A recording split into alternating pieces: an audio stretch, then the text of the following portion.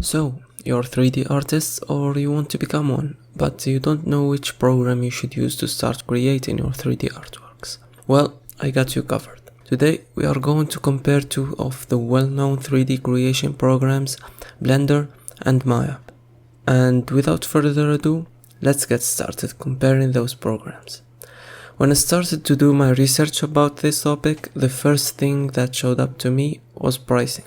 But let's keep money out of the way and let's compare these two from an artistic point of view. First, we have modeling.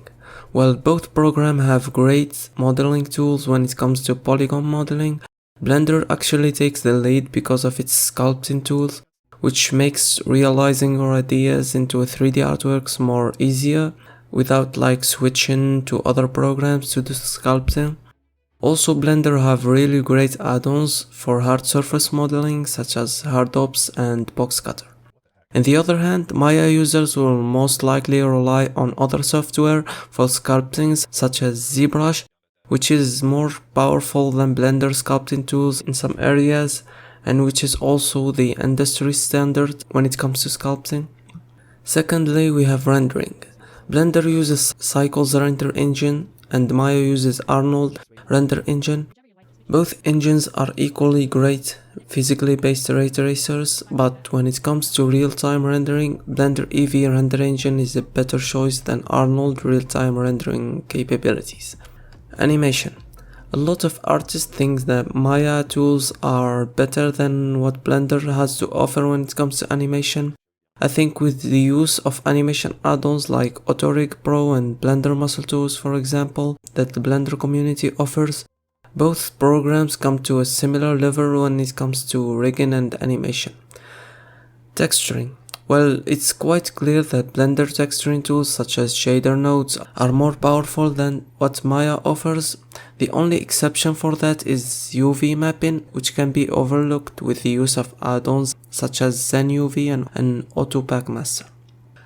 Also, most Maya users rely on Substance Painter as their main texturing and shading program, which is the industry standards for texturing.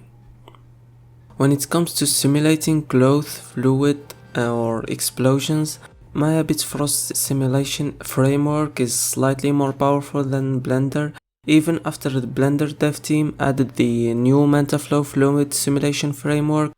Also, there are multiple add-ons for Blender that make simulation more easier to do, such as Flip Fluid and Shot Matcher. Community.